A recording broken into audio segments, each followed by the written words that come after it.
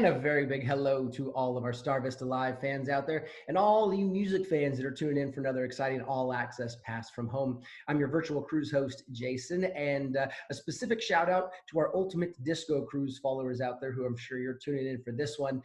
If you are a disco fan or a music fan, an R&B fan, if you're a music fan, period, you know this man right here. He's an absolute legend, Casey of Casey and the Sunshine Band. How are you, sir? It's very good to see you again. I'm great, Jason. How are you? Good to see you.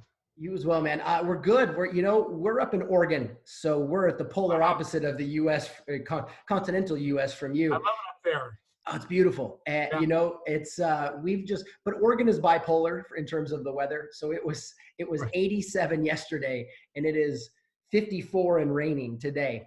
Wow.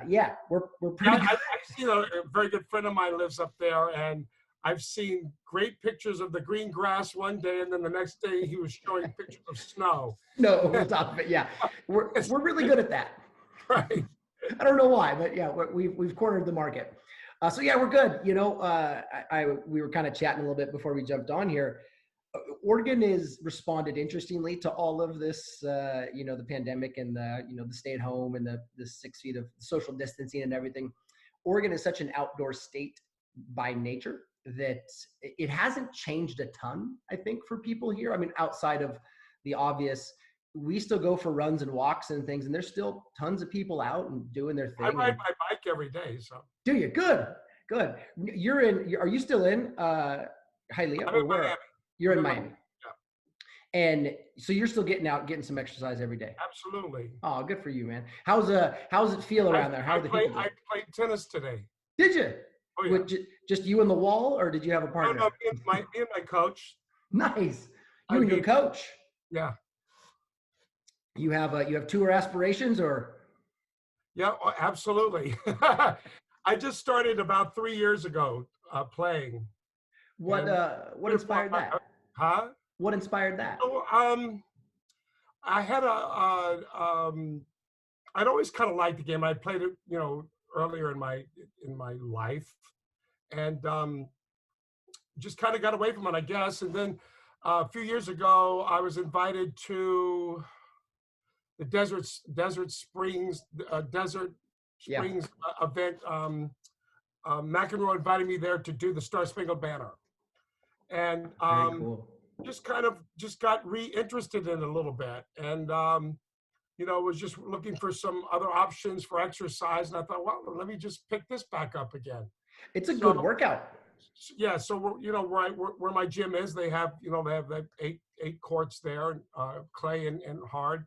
Oh, wow. And I inquired about taking lessons and just started doing it, and so I've been kind of doing it. It's kind of a daily routine usually. That's awesome. That's really cool. Tennis is tough. We were just talking about that the other day, my wife and I. It's a good workout. Yeah, I can't move that quick, but I move pretty quick on. I guess I move pretty quick, but yeah. Have you hit the clay court yet? I love the clay court, but right now because our gym is closed, we have to go to a local park and play. They only have hard courts there. So. Got it. You got to get the Rafa Nadal slide on the clay court, right? Yeah, I haven't done any of that trick stuff yet. None of the cute stuff yet. Well, you say you ride your bike as well. So you're getting out riding your bike, playing some tennis. Yeah. You're staying pretty active. That's awesome. I try to as much as possible. Yes. Are you finding it's a good filler for time when you don't have the ability to be on stage in front of all your fans out there? Well, normally whenever I'm home, normally, that's kind of part of my regular routine. I do the gym, then I ride my bike a little bit, and then I play tennis every afternoon. And gotcha. So I've lost 30 pounds since December. I was down like pretty decent weight, and I kind of gained some by the time I got to the cruise last year. Last year was a bad year for me weight-wise. I really put on a lot of weight. So I'm half the weight I was last year right now, and I have 30 more to go. So that is awesome, man. Good for you. So that's what I'm working on, and it's a 60-pound loss I have to get to. So I'm halfway there, and so I'm just feeling better about myself, and yeah. I'm not sure how I put on the weight last year or whatever happened, but it happened, and so just try to get things back in check and work on my health and myself, and yeah. Because I got to get out there and do these shows, and I love doing them. So got to be healthy for that. If you don't mind me asking, and feel free to dodge it if you'd like, as you were going through some weight loss, you are such a magnetic performer. You're such a big personality and a wonderful entertainer on stage. Did you find it, did that shake your confidence at all? Or did you battle that, or was it still seem, every day as normal? What do you mean, like? The weight gain. You were saying you had a tough time with the weight gain, and now you're Well, dropping it yeah, back. yeah, I was very all the show must go on, but I was very uncomfortable during every show. Sure. Um, you know, at some point, some of it's just automatic, but I wasn't as comfortable as when I had less weight on. Sure. So it shakes my confidence a little bit, but I have to just get out there and do what I do, no matter what. Um, and it causes not be able to fit in my clothes right or Yeah. things. Yeah. It causes a little bit of depression and brings on a lot of different things. Um, so it's a battle, and I never did have to worry. Growing as a kid, I never worried about it. And all of a sudden, I get older and I have Yeah. to worry Right. about all these things now. I mean, my metabolism just shuts down for whatever reason it is. I don't Yeah. understand. Well, it's all of us. I think that I don't think it's all of it because well, it's a lot of folks. a lot, yeah. Yeah. Well, and the only reason I ask is I went through something similar. I tagged on a whole bunch of weight at one point, and I literally remember going on stage at one point, nothing, my suit didn't fit right. Right, right. And I don't know how obvious it was to anyone else, but internally it was a monologue I had to quiet to go on stage and be comfortable. I had to really suppress that voice going, look, your vest is too tight. That button, undo that button right away. What are you doing, Right, man? You right. got change your jacket. What is going on here? I kind of go on the stage kind of blind until I see Yeah. a band post a photo. I go, Yeah. Was that what I looked like? no, Son of a, yeah. cut. Yeah. All of your friends are not my friends anymore. All of you, not one of you were. Some of them are like fans on Facebook, and I like text them, delete. Well, listen, I know I speak on behalf of those fans, and I certainly speak on behalf of, how you performed on the disco cruise. Your show is fantastic, man. It's Thank just, you. it's so much fun. And I love what I do, and I've always been yeah. kind of hyperactive like that, and so a lot of it, and my happiest moments is when I'm on that stage. So And you have a big, and I guess we can say this for people that are watching that don't really know. Some people travel light. It might be just them and a music director. You don't travel light, no. You bring the whole kit and caboodle, including dancers and the whole 9 yards.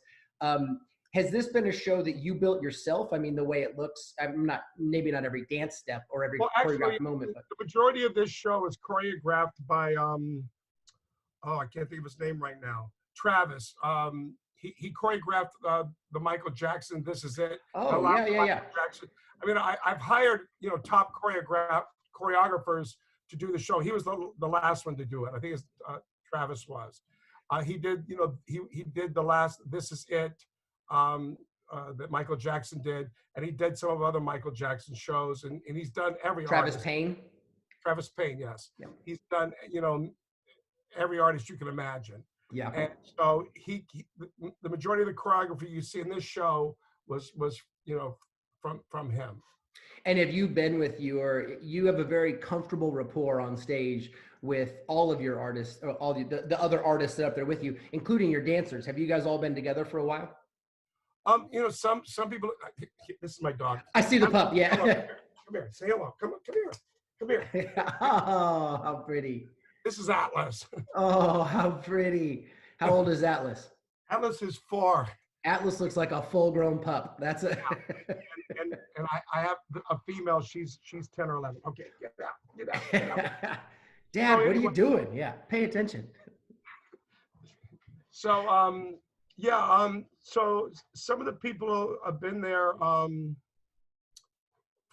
35 years to a year. Do you find it's tricky to bring new people in because of the size of your production, or do you find it's not that difficult to replace pieces? And I'm not saying. Well, it depends on what piece you're talking about. Sure. Like, the horns, we have charts for that. So Yeah. a horn replacement is not as difficult as bringing in a dancer or singer Sure. who now has to learn choreography, because that takes up a lot of time. Like Yeah. when we came on the last cruise, one of my singers uh, had to have some major surgery. So the young lady who was on the cruise had worked with me prior Mhm. prior to Nika, and luckily she knew some of the sets. But we had to do 3 or 4 days of solid rehearsal with her to bring her up to par, just for the 2 shows we did on the ship. So here's a tremendously base and almost rude question, but I have to ask it. As you build these wonderful shows, you've you have a legacy that you can stand on very easily. Meaning, when you go on stage, you don't need to do a lot of those things for an audience, but you still want that big production. Right. What drives you to still produce such a big show when you are KC? You could go out and just, you could sit on a stool and perform and everybody would still go I don't crazy. know. I don't feel like I feel like they want to see me crazy out I there. agree. I agree. I agree. And I don't know if I could sit on a stool. I mean, I know, you know, I mean, it might get to that one of these days, or Sure. me doing less and having more people around me doing more. Um, but right now I'm not there, and as long as I can do that and not kill myself, uh, you know, that's what I'm going to bring to the table. It's pretty great. It's and as we get as our artists grow, and as our artists evolve over time and whatnot, I think there's something to be said for seeing artists that you loved when you loved them and have loved them forever. So if they've loved you since the 70s or the 80s or wherever that time frame might be, you still go out and put on this monster show. You still go out, and there's no phone in for you. And I I mean, really, really look at appreciate Mick that. Jagger. I mean, he gives his all every night, struts that stage like 21 years old, and it's almost automatic. I mean, Yeah. you've done it so long, it just becomes automatic, and I don't even feel it. I mean, I don't even feel tired afterwards. Was there a phase in your career where you remember getting to that point where it no longer was pure nervous energy and it became just excitement because you were so dialed in and in the pocket for each show? No, I think I've just always been that way. That's awesome. That's really cool. I think that's tough. A lot of people obviously start. Stage is a tricky thing. I mean, you know this more than anybody, right? It's I mean, one thing am I nervous before I go on a lot? Yes, absolutely. still. Um, and but the minute I get out there, the minute I on the stage, that's all. Yeah. That's all behind me, the nervousness. So. What is it? What are some of the largest crowds you've performed in front of? Oh, over 100,000 people. Yeah. So I was talking to the Jackson brothers. I had Jackie and Tito and Marlon on, and they were saying the same thing. And I was asking, and I'll ask you the same question I asked them. What is it like going out in front of just a pure ocean of people and energy that are there to see you and excited for you? I mean, in a way, it's overwhelming because it's Yeah. like um, you want to give everybody your attention, and you can't, specifically. And I know a lot of times for me, like, um, you can only see so far out, Yeah. unless they turn the lights on or whatever. I don't. You just try to play to different people. A lot of times, what's very interesting though is that a lot of times you'll focus on the person who's not having, doesn't look like they're having a good time. Yeah. You'll focus on the person that's just sitting there like this for some ungodly reason. And, you know, it always used to bother me. And sometimes it would get me, my early part of my career, I would let it affect me. And, Sure. it took me a while to just say, you know what, get over it. Because when I think about it, I'm not one of those people that goes to a show and gets all crazy either. Yeah. I almost sit there like this in a way. I don't cross my arms, but I sit pretty docile, in my Sure. chair. I get up sometimes to clap and move around and do stuff, but I'm not one of those, not a crazy, never been just overexcited at a show. Yeah. So, yeah, I mean, it's, I lost my train of thought a little bit, but You're okay. No, we're talking about just performing in front of sheer numbers of people, yeah, and you know, and you actually you brought up a great point there a moment ago that it's hard not to see the person who doesn't look like they're enjoying themselves. And I think that's, you know, you're probably a bit of a perfectionist in terms of delivering the size of performance that you're used to.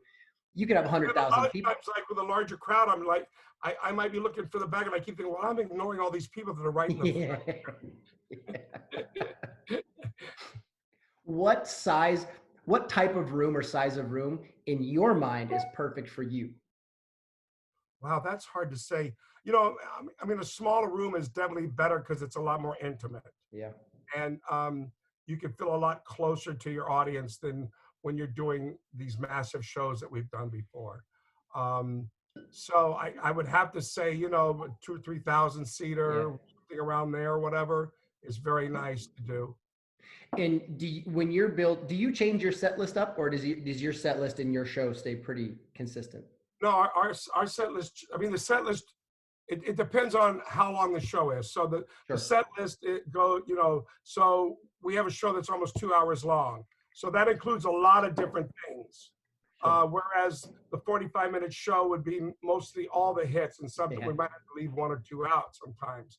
Then there's an hour show. There's a 75-minute show, a 90-minute show. Sure. So uh, the set list, you know, basically changes according to the amount of time that they want us on stage.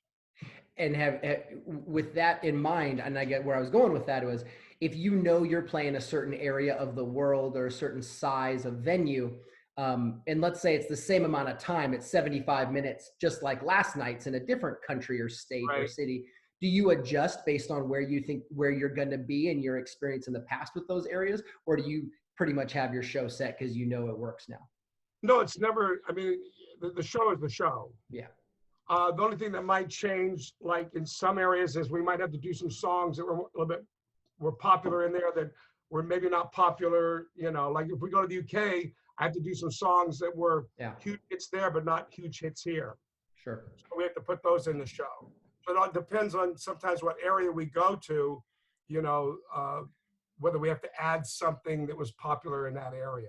That's kind of what I was getting at is, Yeah. you know, regional hits are a thing. You know, people don't necessarily understand that there is such a thing as a regional hit where, you know, there's all the monsters, there's all the monster hits that won all the awards and were number ones, but there's regionals, right? There's B-sides and things that people don't Yeah. necessarily always consider.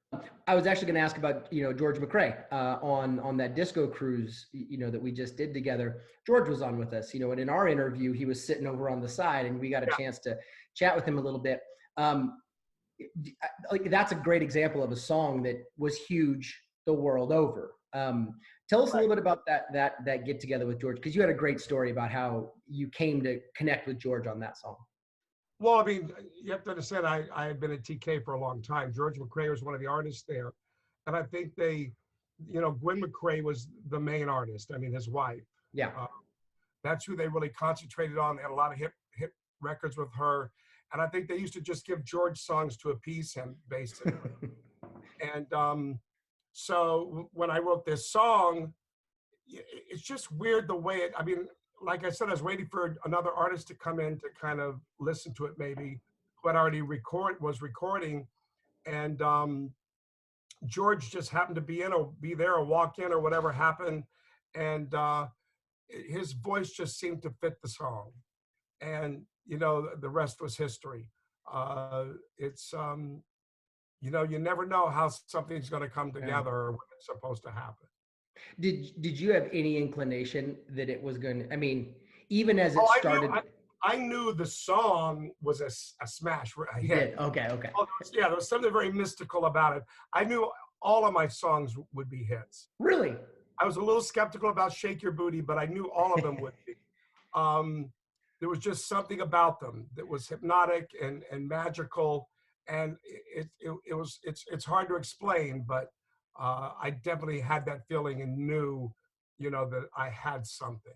Absolutely. Did any of your songs surprise you one way or the other in terms of you thought it was but it wasn't, or you thought it wasn't but then it turned out to be a hit? Well, no, I mean, like I said, Shake Your Booty might have been the only one that I just didn't feel, I guess because it happened so quick, Shake Your Booty recording it and everything. It was like not as, I don't know. I don't know. It just came together very easily that I thought, well, maybe that one couldn't be, but we performed it the first time we performed it in Dallas, Texas, and the crowd went crazy. I went, oh, well.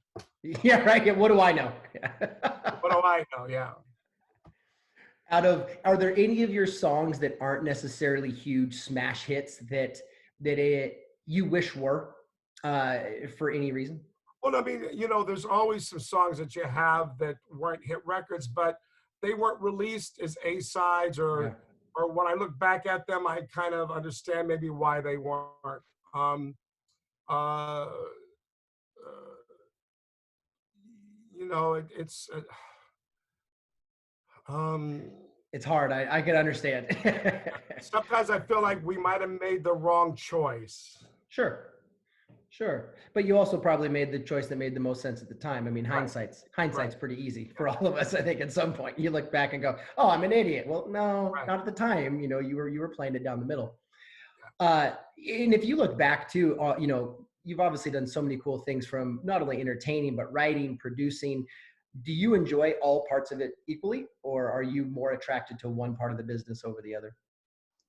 No, I mean, I started writing again about 8 years ago, and we're getting ready to release this group of music of 50 songs soon. We're supposed to come out May 1st, but all this Yeah. changed. I've always enjoyed every aspect of it. I enjoy the studio part of it. It's very tedious, Yeah. but I love being on that stage.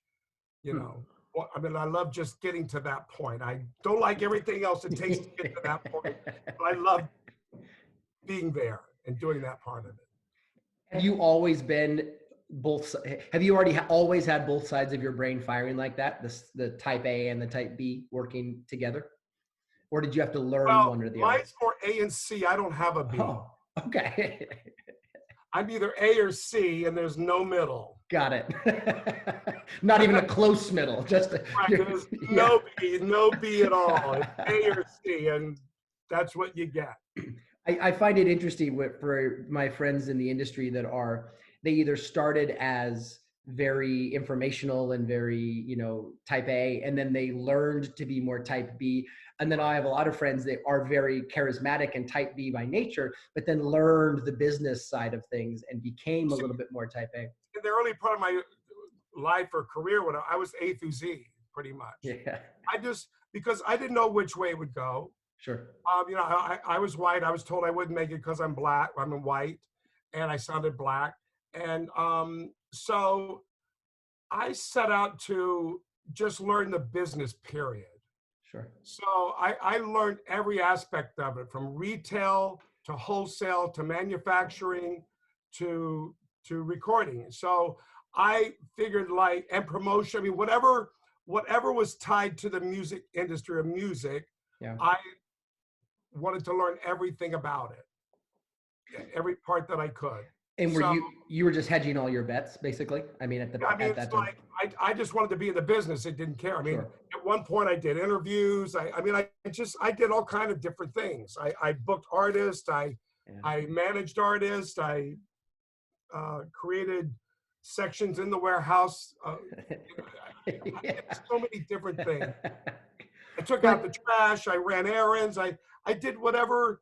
It didn't matter to me, as long as I was going to be around this business.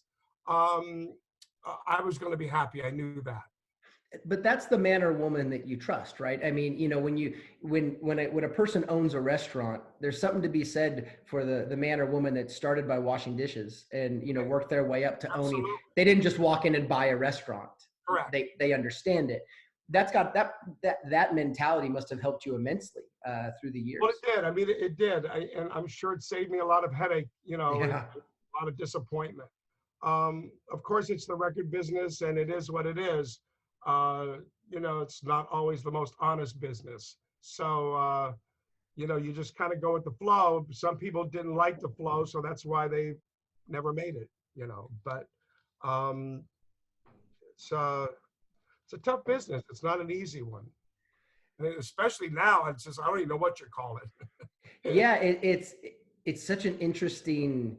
I'm going to use the word game for lack of better terms, but it's such Right. an interesting thing now. You know It's how getting very political too. so So political. You know, a yeah, lot of the artists that make it, if you do a little background check, why they made it is fascinating. right. Who went out and bought, you know, what one company bought 2 million of their album, and all of a sudden, you know, how it works, how you can create success. And I mean, what's your thoughts on the immediate success that people can have through things like TikTok and YouTube and all these different, you know, social Well, I mean, media outlets? success is success, no matter Yeah. in your life. I mean, whatever, when you become successful in whatever it is, Yeah. and however you accomplish that, as long as you don't hurt anybody or step on anybody doing it, you know, there's a chance for it to happen in many different ways and different forms. You know, you never know until you go for it and put yourself out there and try to find that. A lot of times people give up before. I know a lot of times in my head, I would have it in my head like, oh, you know, I'm wasting my time. But then that other little thing guy on my shoulder said, no, no, no, no, it could happen tomorrow. So I think a lot of people just keep going so long and they keep thinking, oh, I'm just going to give up. But tomorrow might have been the day it all happened. Tomorrow might have been the day that set you free. Tomorrow might have been the day that your dream was realized. And a lot of times people just stop short of that too often, I think. Especially after they've already put in a certain amount of work, right? I And mean, you have how, to be realistic what part of that dream is. I yeah. also remember a friend of mine who loved to play football, but they really couldn't make it, you know, as a football player. But I said, but you enjoy the game, so do something that's part of that. Yeah. You know what I mean? That should fulfill you. You know, a lot of times, we forget that being a part of something we love would fulfill would make us what's the word would make us feel more Well, it gives you a sense of wholeness, you right. know, in a lot Yeah, of more ways. full if we surrounded ourselves and put ourselves into something that we really love and enjoy. You can fulfill a lot, I think, by staying mentally engaged. Right. um, did you ever have any inclination to do anything outside of the music business? I mean, speaking of being fulfilled and engaged, and No, no, never. was it always music? Always music. Even as a kid, it was always Yeah, music. always. Always. That's awesome. Did you envision your career at a young age? Could you see this then? And I don't mean that arrogantly. I don't mean when you're, you know, 20, you think you're going to be Casey and the Sunshine Band, but could you see longevity in this? Could you see the, Somehow I knew. I don't know how to explain that. I had a year that was given to me in my head, which was 21, 22, and it happened at that age. I didn't know how I was going to get there, but somehow I just knew it all along. There was never a question in my mind. I just wasn't sure where it was going to go or how I was going to get there because I was definitely not in an area where I wasn't in New York. I wasn't in Memphis. I wasn't in all these other places where music is really made. How I was going to get there, I had no idea, but everything came together and that path was open for me. that's amazing confidence. I mean, I think that's a wonderful trait. To your point a moment ago, so many people get close and then, you know, they lose the dream or they lose their ability to follow. Confidence is a huge part of that. You know, the ability to see yourself doing it, I think helps, you know, people to kind of continue down the path, Absolutely. I guess, for lack of better words. And as you were coming up and you were starting, you know, you're battling in the beginning, and you know, everyone goes through that little phase in the beginning. Did you have an I made it point? Did you have a point where you went, wow, this is going? Was it, I mean, first song on the radio or, you know, first concert type deal? I made it the first time I did a background session and sang a background on a record. That's I mean, awesome. I was making it, or when I That's played awesome. keyboards on a record before you know, um, and I was writing some songs, and those songs would come on the radio. So to me, just being in that atmosphere of In the being in business. this business, I had made it. I had made it by ending up at the record store. Sure. My That's first, cool. my second job I ever had. What was the first job? I worked in a drugstore for a minute. Nice. And then the record store had to get closer to the business one way or another, right? Well, I mean, I love to buy records, and I figure like if I get a job at the record store, my computer just did something weird. If I get a job at the record store, I could get the records wholesale. Yeah. It was all cost cutting measures. It was all cost cutting. Smart. I like it. I like your thought. I had to go for where my priorities were. Listen, we all got to start to lay them out at some point. And now as you look back, because you're around what, 47 years in the business? I mean, 50, right in there, right? Is that 73-ish? Is that around? 70. Yeah, I'm getting there. Yeah. Sorry, don't do the math. Don't do the math. I know. A few years in the business, as you look back on all the accolades and all of the well-deserved accolades and all of the, the well-wishers and the positivity things that have come from your music, are there highlights for you within your career that stand out more than others? Wow. I mean, highlights. Huge question. I get it. Huge question. Highlights for me is like meeting people that I like kind of idolized or grew up listening to. Would you care to share who? Well, like Diana Ross and, yeah. or Lucille Ball, hanging out with Michael Jackson and, Keith Moon from The Who and, that's a very eclectic list already. A lot of people. That's a very eclectic list already, though. Yeah, just a lot of people and a lot of different people. And, of course, getting my star on the Hollywood Walk of Fame, winning the Grammys or the American Music Awards, all those little things. I'm losing my train of thought a lot here today. But it's all right. No worries. Well, yeah, I can understand. I mean, all that stuff is, if you're thinking of highlights of your career, which is, kind of the path we're on here. Yeah, I can totally understand all of that. It makes sense that it would.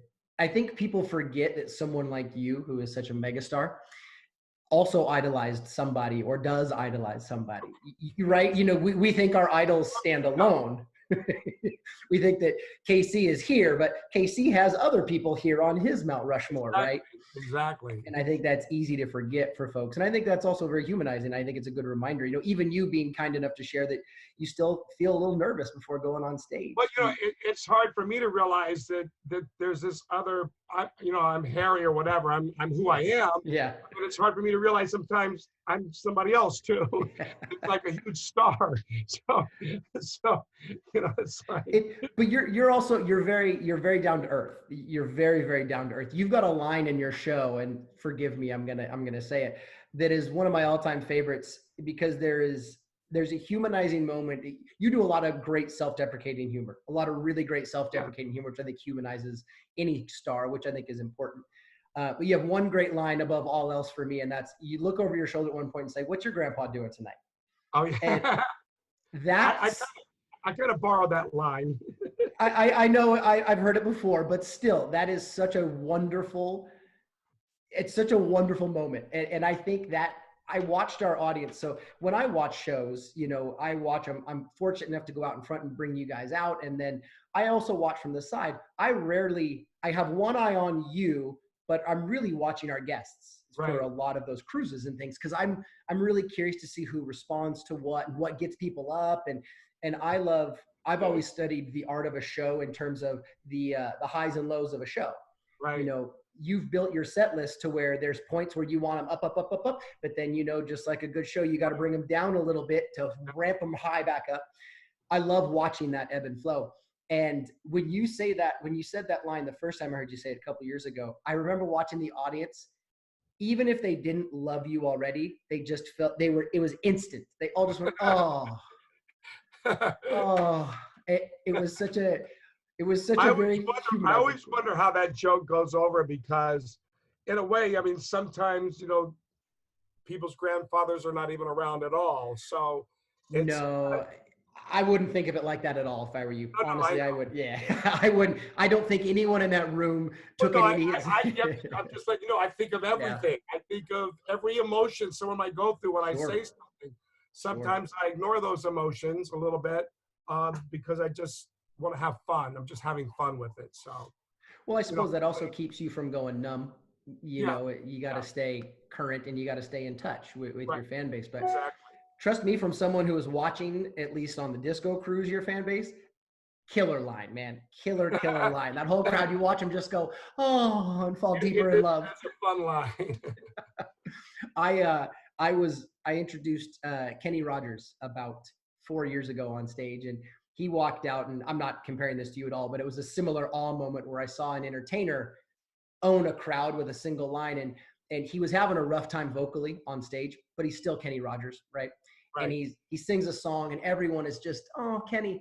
And he looks at everybody and kind of, strums a guitar and kind of looks around. He goes, uh, how many of you remember me singing this back in 1970 something? And everyone screams, and he goes, okay, do me a favor tonight, as you hear these songs, just remember me singing them back in 1970 something.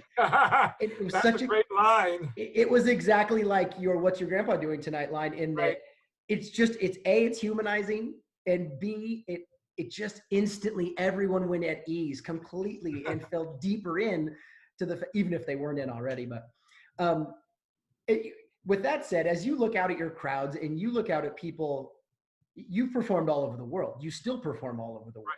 You guys have some shows. I don't know if I'm sure you had a ton of shows postponed with all of this nonsense, but you know, you guys are still performing globally, correct? I mean, Well, everything's been postponed to well, later yeah, this year or next year. So yeah, we're all over the place. but you're still booking globally. I mean, if we Oh yeah, ignore yeah, what we're in right now, yeah. we were supposed to go to England, Chile, Amsterdam, New Zealand, and Australia. No, everything's Are there any countries over your career that shock you at how into Casey and the Sunshine Band they were when you weren't really sure? not really. I guess I never looked at it that way, to be honest with you. I never look at it like I never go like expecting something or whatever. Um, you have to be surprised, especially when you go to Yeah. international areas and your songs are in English and no one speaks a word of English, but they know every one of your songs. So it's always very interesting. Yeah, they know how to shake that booty. Right.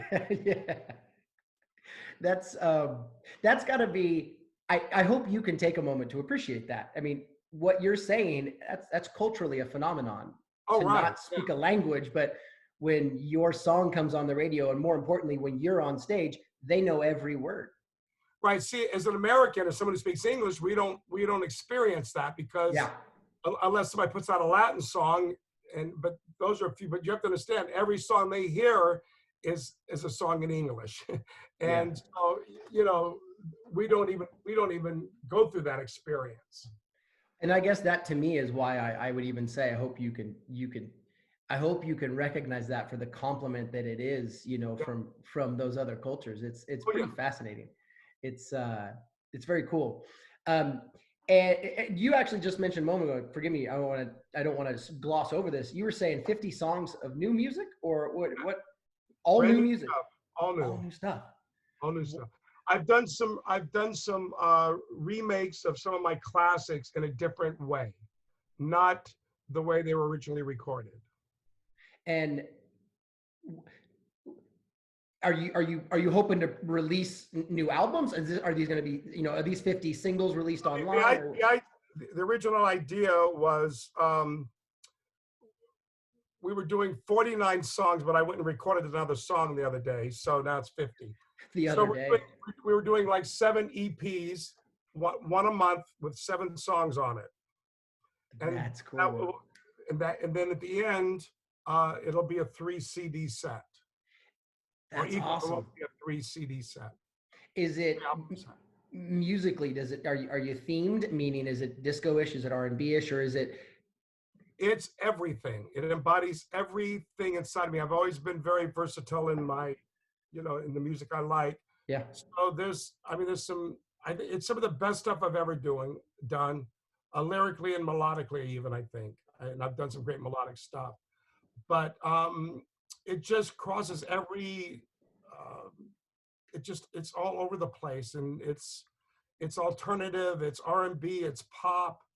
There's a little rock in there. Awesome.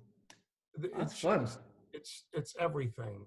You're saying that some of your, you saying you feel this strongly about it. Do you think it's because of your experience at this point, or is your brain moving in a different direction than it has before? I just went in a different direction with it. My whole mindset, for a long time, I felt locked out of, of, of creativity. And then all of a sudden I woke up one day and it was like, I was just as creative as I felt. I had the same creative juices flowing as when I was 22 or 23 years old. And it was just this weirdest feeling. All of a sudden, it just started flowing out of me. And I haven't been able to really stop it. And for a long time I kept fighting um, any chance of how do I explain this? I kept self-sabotaging myself. So every time I felt like I was getting close to some kind of breakout or something big, I would sabotage it and figure out how to get out of doing it or run away from it. And one day I just said, you know what, I'm just going to let this flow again, and whatever happens, happens, and not try to be in control of it. And the minute I let go of it, the minute everything started flowing for me again. Do you, and again, feel free to dodge this, do you know what caused you to become constipated with your creativity? Fear. Fear. You have to understand, I mean, I've been very blessed, but the part of success was, I guess, a little bit frightening for me. Sure. And some of the things that success does are not so pleasant, you know. And so I was afraid of being there again. Mm-hmm. And but with age, I've learned how to understand. It took me almost 40 years to understand it, to accept it, and kind of realize who I was and what happened and why I'm here. Yeah. It just took a long time to be comfortable with it.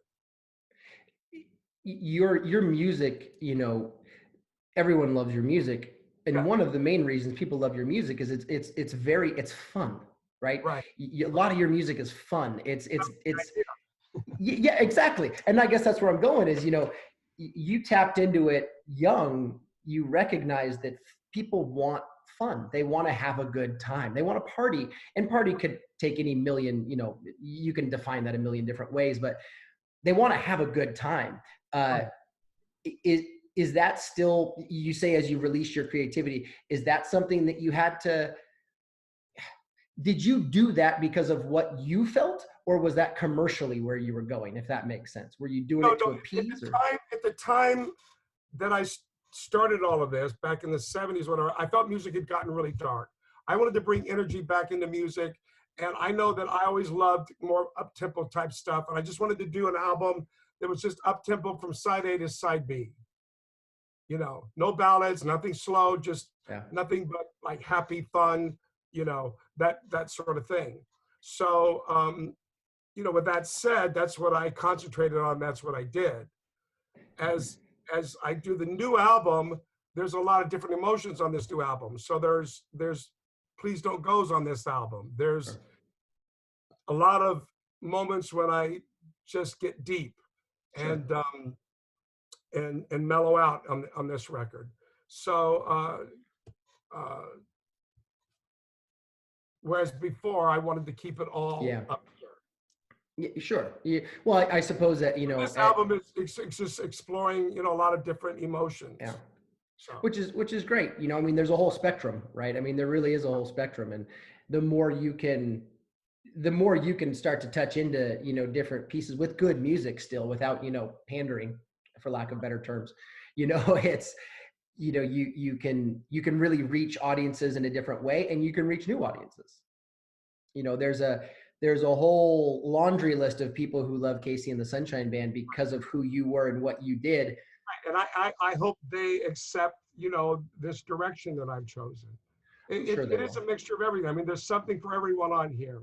And will they accept some of the more current direction that I'm in? Will it be the biggest Sure. I think what's interesting though too is if you are evolving, right? I mean, for use of that term, you assume that your following has evolved as well. Well, You everybody evolves differently, so I, true. Yeah, yeah, very true. Very, very true. there's You know, evolution in this, and there isn't. So yeah, yeah, very true. Very, very true. um, is this music? Have you debuted any of your new music on any of your sets or any of your shows, or have you kept it pretty tight? well, I've put out some songs already, like 7 of them, or 8 Yeah. of them. They all went on the the Billboard dance charts. Mhm. Some of those songs are not in this 50. So I've actually done more than 50 songs, but 50 or 50 new ones are a part of. Uh, there's two on the 50 that I released out of the first 7. Got it. So so the 50 are kind of brand new, separate from the first 7 that I released that were really dance kind of numbers. That's wonderful, man. That's a lot of production. I mean, that's It is a lot. 50 new songs. Hey, I've got a new single. You've got 50 new singles. 3 hours and 15 or 19 minutes of music.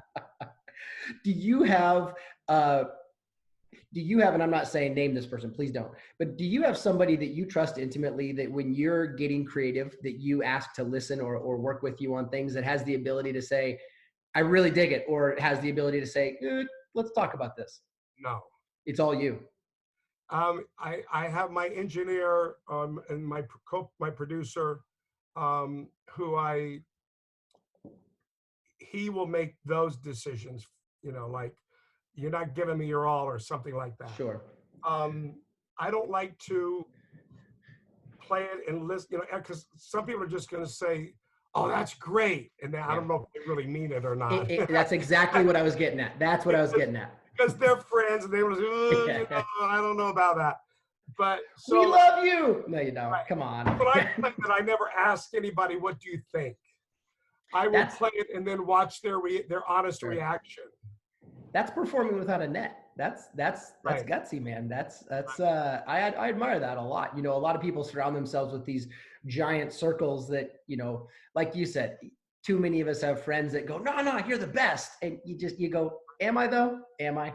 Because I know that wasn't somebody makes a comment, and some people do, I think about it. And if I have had the same thought, then I will think, you know what? My thought was right. Yeah. Validation, a little bit of backup. Yeah. That's cool. And do you plan to, are you going to, when you tour, so when someone books Casey and the Sunshine Band to come in and perform their theater, their cruise, their whatever it is, I get with the disco cruise, it's very specific, but on your everyday land tour, do you, with this new music coming out, will you start to implement that? Or is that something that, when people book Casey and the Sunshine Band, they want specific eras? Again, the timing, like when I do a show that's all me, I'll be able to throw as much stuff as I want in. When I have an opener or I open for someone else, I know we're limited to an hour, so the hits take up all that time, so there won't be time to add new stuff in there. I'm not sure what I'm going to do about that part of it, because I'm adding 3 more hours and 20 minutes of music to the hour I already have. That's a monster. So, and I'm not sure how much of the new stuff, people want to hear the hits. I don't know if they'll want to hear how much of the new stuff they'll want to hear. That'll all depend on, I guess, what happens with streaming and sales and everything else, or when I release it. I will definitely do some things from it for sure. Yeah. And that'll be on the longer shows where I'm just out there by myself somewhere. And I would definitely pick songs, that I know will be okay to do that, to play, for the evening. So, and it'll be hard. Otherwise, I'll do 3 hours, but I'll have to go out there like Britney Spears and everything and lip sync every song. By that point, it'll be you on the stool. And have a teleprompter. Yeah, exactly. And something to lean on at some point. Yeah. Well, I know. Wake up. Yeah. Smack it. Just song 4. Oh, yeah. as we obviously, we can't ignore that we're all going through, you know, some crazy times right now. What do you do on the daily? I know we talked about tennis, bike riding. Are you I got to rearrange the garage guy, or are you I got to go learn how to bake a cake guy, or I've done all of those things. you're the whole spectrum of things. Yeah. Right. I started on my office the other day. Yeah, we literally just completely not tore down, but removed everything from our garage. I've done my music room. I've done, you know, now we're putting in a new patio out in the backyard. It's amazing how normal we become, how quickly, right? It's a lot of projects happening. And if I could ask you a favor, there's a lot of folks watching, obviously, that are huge fans, not only of the Disco Cruise and Star Vista Live, but you specifically. I mean, you're such a pillar in the musical community. Do you have any words you'd like to share with all the folks that are sitting at home and kind of, some folks are taking this a little harder than others, the pandemic and the sitting at home thing. Anything you'd like to share with people? Well, I mean, I think we all are. I think this has all been a shock to all of us. You know, hopefully we're all going to learn something from this, to have a little bit more compassion for people, and to realize that in our busy lives, we need to stop sometimes and take a little break. And none of us do that. We do to a certain extent, but sometimes we don't concentrate on it enough. You know, there is a light at the end of the tunnel, and we'll all come through this, and life, you know, they always say it's going to be the new normal. I really believe life will, you know, go back to the way it was. I mean, obviously we need a cure or a vaccine or whatever for people to feel comfortable with that. So, you know, just, you know, it's hard to, you know, I just hope everyone's you know, we got to hang in there and know that there's a light at the end of the tunnel, and we all just have to get back to life. You know, it's like when someone leaves us in our family or passes on, you have to move on. Yeah. And at some point, we all have to move on. Yeah. We have to consider this a big death, and we have to move beyond it.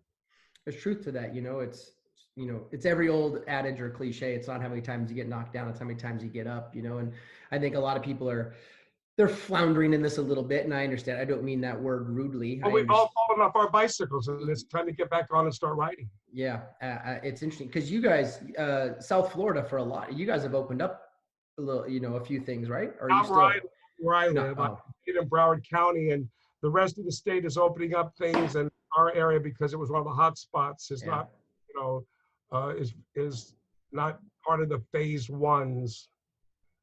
Yeah. Is there phase 2 or 3, and we haven't even gotten to phase 1 yet. Yeah. Oregon's kind of hovering. I'm not really sure. I don't even know. We have a phase. I don't know where we're at. Is there a restaurant or something that is your first on the to-do list once life gets back to normal here? Any one of them that opens. Right. Whichever one I can get into without a line. I don't know which one it is. Do you have a cuisine that's your go-to? Do you have a favorite type or style? Well, I don't eat meat, but I don't know. I'm dying for some oysters. Yeah. I love oysters. I'm dying for some oysters, and, you know, a nice fillet of fish or chicken or some. I don't know. I just want to go sit in a restaurant. I just want it. Yeah. I just want to go sit in a restaurant with a friend and just like enjoy a meal outside of my kitchen. Boy, can we all relate with that. I completely understand. Outside of takeout. Outside of takeout. A real hot meal delivered to my table. I hear that rant, and I second it. I double down with you. Right. Well, I tell you what, man, I've had you for about an hour, and I really appreciate your time. Thank you, man. Truly, man. It's so good to see you. Take care of yourself, and I'll see you really soon. Yeah, Disco Cruise is coming up here before we know it. I think that's going to be a big party. I think that's going to be a monster let's get back to life party, and I'm excited. Absolutely. Can't wait to see you again. Well, to all our fans and friends that are watching this, thank you so much for tuning in. I am Jason, your virtual cruise host, sitting down with the one and only, the megastar Casey of Casey and the Sunshine Band. I think he's on this side, actually. I want to thank everybody for tuning in. If you have not subscribed to the Star Vista Live YouTube channel, please do. More content coming regularly, so keep an eye on this channel. Thanks, everybody. On behalf of Casey and myself, have a great day. We'll see you around. See you later. Bye.